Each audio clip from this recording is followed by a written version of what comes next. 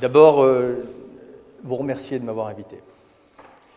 Et dans le même temps, vous remercier de la disponibilité et de ce que j'ai entendu, du sérieux que vous consacrez à la mission qui est la vôtre. J'allais vous dire d'emblée, bienvenue dans la complexité. Parce que je pense que vous avez compris que dans le domaine qui nous réunit ici, il y a très rarement de questions simples et de réponses simples. Et si déjà c'est un enseignement que l'on peut partager, ça permettra peut-être parfois de ne pas tomber les uns et les autres dans une forme de simplisme et de rejeter la responsabilité d'une forme d'inertie simplement sur certains. J'ai quand même hésité à venir,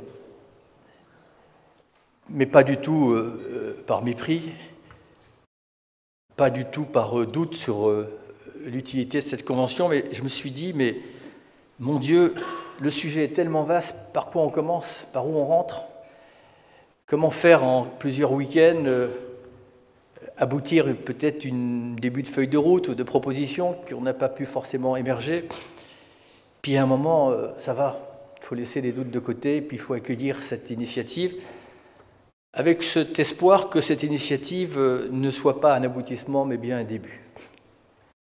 Parce que cette convention citoyenne, elle doit servir peut-être de cadre de réflexion à une prolongation de la présence des citoyens dans de nouvelles institutions. Parce qu'il y a une bonne et il y a une mauvaise nouvelle.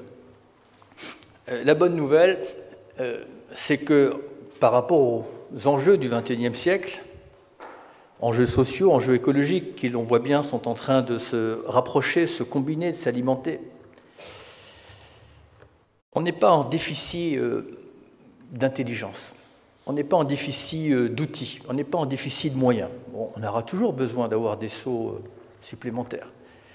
Mais il y a une chose qui fait cruellement défaut à tous les échelons, c'est de l'intelligence et de la volonté collective. Et je ne sais pas de quoi sera fait l'avenir. Je sais simplement que l'avenir sera radicalement différent du monde d'aujourd'hui, il va l'être de gré ou de force. Mais je sais une chose, c'est que si on veut échouer, alors il faut continuer à entretenir nos petites divisions et à mijoter nos petits préjugés comme si on avait l'éternité devant nous. Il faut de l'intelligence et de la volonté collective. Il faut partager une vision.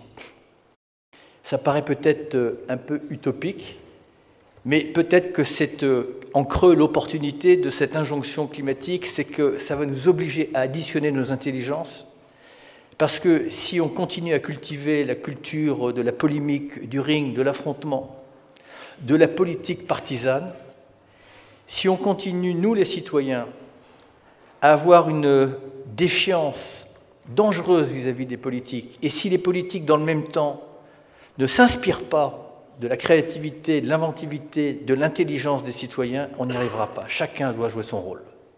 La société, elle a été structurée pour ça. La science nous éclaire. Elle a posé un diagnostic. C'est bien de notre survie dont il est question. Nous pouvons, selon, je dirais, notre volonté, notre intelligence, notre détermination surtout, eh bien, éviter à nos enfants d'être dans un monde cruel ou au contraire. Et tout se joue dans un temps court parce que nous avons perdu énormément de temps. Et nous ne disposons pas de beaucoup de temps. Mais si l'on veut faire face à cet enjeu, il faut faire les choses en grand. Vous savez, quand j'ai quitté avec beaucoup de tristesse le gouvernement, on m'a dit, mais j'ai entendu, il ne s'accommode pas des petits pas. Ce n'est pas un problème de s'accommoder des petits pas, j'engrange tout. Je suis content quand les choses vont dans le bon sens. Mais ce qui nous anime, ce qui nous réunit ici, c'est d'éviter à un moment ou à un autre que la situation nous échappe et que nous rentrions dans une situation irréversible comme la science nous l'a parfaitement modélisé. On veut éviter d'ajouter de l'injustice à de l'injustice. L'enjeu qui nous réunit aujourd'hui, n'en ayez absolument aucun doute, c'est un enjeu de dignité humaine et de justice sociale. Mais c'est un enjeu éminent de solidarité, parce que ceux qui payent déjà les pots cassés des conséquences climatiques, qui est une composante de la crise écologique, ce ne sont pas forcément toujours dans notre hexagone, quoique les choses commencent à changer, Des hommes, des femmes et des enfants qui n'ont aucune responsabilité dans un phénomène qu'ils subissent, qui lui-même est la conséquence d'un mode de développement dont ils n'ont pas profité et qui parfois s'est fait sur leur dos. Donc l'enjeu climatique, c'est un enjeu de dignité, de justice et de solidarité. Mais comme il va nous obliger effectivement, il va nous obliger dans un monde qui est fluctuant, où rien ne pourra entraver l'instinct de survie, il va nous obliger à penser, à agir et à créer un monde solidaire. Mais encore faut-il que l'on ait le même diagnostic. Et c'est là où souvent, parfois de bonne foi, il y a un malentendu. Est-ce que la crise climatique et la crise écologique, pardon, les associer parce que les deux se nourrissent? Quand la biodiversité et les écosystèmes s'effondrent, ça ajoute évidemment des gaz à effet de serre dans l'atmosphère. Est-ce que cette crise est une difficulté parmi d'autres que l'on va résoudre? Ou est-ce que c'est une crise qui détermine tout le reste? Et pas ma conviction, ce que nous dit la science, c'est que tout ce qui a de l'importance à nos yeux, tout ce qui a de l'importance à nos yeux, tous les acquis démocratiques, civilisationnels, scientifiques, historiques, peuvent être mis à néant si, à un moment ou à un autre, on laisse les phénomènes nous échapper. Donc, la seule exigence qu'on a, ce n'est pas de savoir si ce gouvernement fait plus que le précédent, ce n'est pas de savoir si la France est mieux que d'autres pays européens. La seule question qui prévaut, c'est est-ce que nous allons protéger l'avenir de nos enfants ou non? Est-ce qu'on va protéger la vie? Est-ce qu'on va préserver l'habitabilité de la planète? Et chacun a compris ici intimement que quand on dit on veut protéger la planète, oh, certes, on l'a déjà pas mal dégradée, mais ça sera un non-événement géologique si l'humanité venait à disparaître. C'est bien l'humanité, dans sa diversité, dans sa fragilité, dans sa beauté, que nous voulons préserver. Et ce sont bien les plus vulnérables qui, au jour d'aujourd'hui, sont déjà exposés. Donc l'enjeu écologique, l'enjeu climatique, c'est un enjeu social.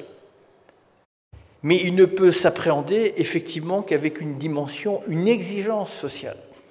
Pourquoi est-ce que quand le président m'a proposé d'être ministre, la première chose que j'ai demandé, c'est que le ministère s'appelle le ministère de la transition écologique et solidaire. Ce n'était pas simplement pour avoir un petit changement notable sur le fronton du ministère, c'est parce que j'avais cette intime conviction que cette transition, elle ne peut être solidaire ou elle ne sera pas. Mais comme je pense que le XXIe siècle ne peut être que solidaire ou ne sera pas.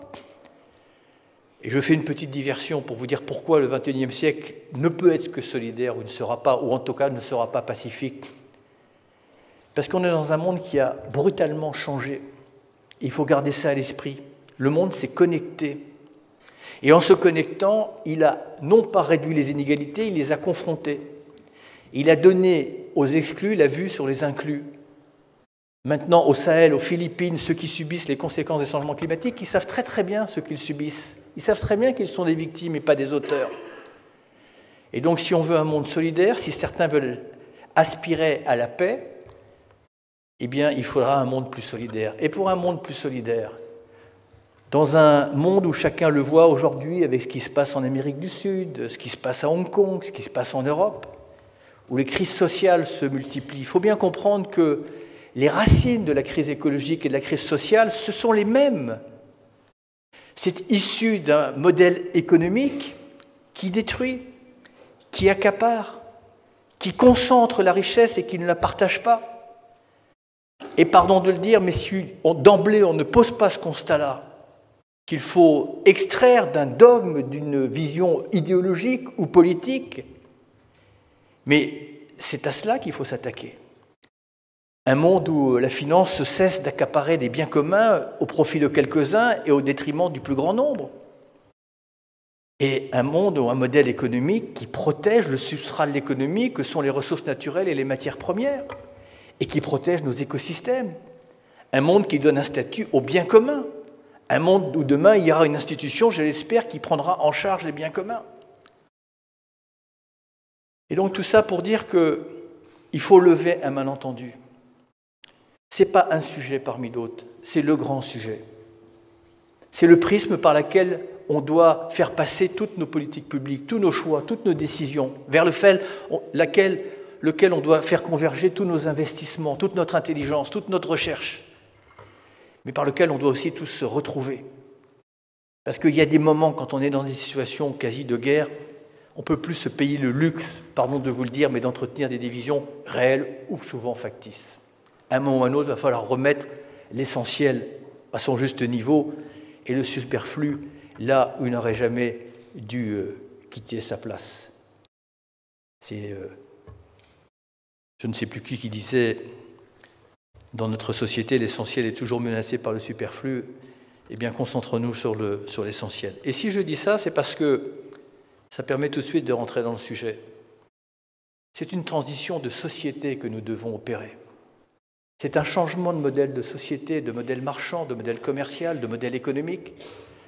Et comment voulez-vous réussir une transition si on n'a pas une approche systémique? Comment voulez-vous réussir des objectifs comme sortir de ce qui a dopé l'économie dans une partie du monde, de sortir des énergies fossiles et d'aller vers la neutralité carbone avec quelques petits ajustements à la marge, si vous ne faites pas les choses en grand? Comment voulez-vous les rendre socialement acceptables et économiquement efficaces si vous les faites à la marge? Parfois on me dit, mais Hulot, il s'est radicalisé. Non, c'est la situation qui est radicale. Parce que nous avons une fenêtre d'opportunité qui est très courte. Et on ne peut plus perdre du temps dans la division. Et là, je fais un appel à la classe politique. Parce que si effectivement il y a un état d'urgence écologique, si effectivement quelque part c'est des conditions d'existence de nos enfants qui sont en jeu, peut-être des moments on peut se retrouver sur l'essentiel et additionner les intelligences. Ça ne vous choque pas, vous, que dans la classe politique, il y ait certaines formations, et je ne veux ostraciser personne, mais qui ne fassent pas la moindre proposition sur ces sujets, qui se pincent le nez quand le mot écologie est prononcé? Ou que dans un autre camp politique, on continue depuis des années à sous-traiter un enjeu aussi complexe, dans lequel je n'ai pas totalement, ni moi ni personne, une vision absolue. Donc il faut changer d'état d'esprit, il faut un esprit de concorde. Mais il faut faire les choses en grand. Mandela nous disait, nous réduire ne rend pas service au monde. Faire les choses en petit, un peu d'énergie renouvelable, un peu d'agriculture biologique, un peu de voitures électriques, pardon de vous le dire, ça ne sert à rien. En tout cas sur l'issue. Il faut faire les choses en grand. Mais il faut changer d'état d'esprit. Pardon de commencer par ça, mais c'était très important. Et je souhaite simplement, pour vous le dire, que cette convention, je ne sais pas ce qui va en sortir, mais je l'accueille d'abord parce que je sens un état d'esprit ici qui devrait quelque part inspirer les politiques. Parce que vous êtes au-delà, vous connaissez à peine, vous avez des parcours de vie différents. Je sais que certains se sont levés à 3 heures du matin pour être là. Mais vous êtes tendus vers un objectif, vous êtes habités par cet objectif, et vous mettez éventuellement quelques différences que vous pouvez peut-être avoir, politiques, religieuses, que sais-je, économiques, mais vous êtes réunis sur l'essentiel. Et moi j'espère que cette participation citoyenne, dont le politique peut s'inspirer, il a besoin des citoyens, à la fois il a besoin de faire comprendre aux citoyens la pertinence des changements, mais qui comprennent bien que personne n'est détenteur exclusif de l'intelligence ou de la créativité. Et j'espère que cette présence des citoyens dans une institution qui pourrait peut-être être une émanation de cette Chambre, eh bien, elle soit confirmée sur la longueur pour que, en permanence, parce que nos démocraties sont usées, fatiguées par rapport à la précipitation du temps, à la complexité, et notamment à la complexité, et j'en termine, parce que ça permettra d'être un tout petit peu tolérant sur l'action politique, de combiner les enjeux du court terme avec les enjeux du long terme. Parce que la pression du court terme est toujours beaucoup plus forte sur l'exercice des politiques que la pression du long terme. Merci. J'invite. Merci beaucoup.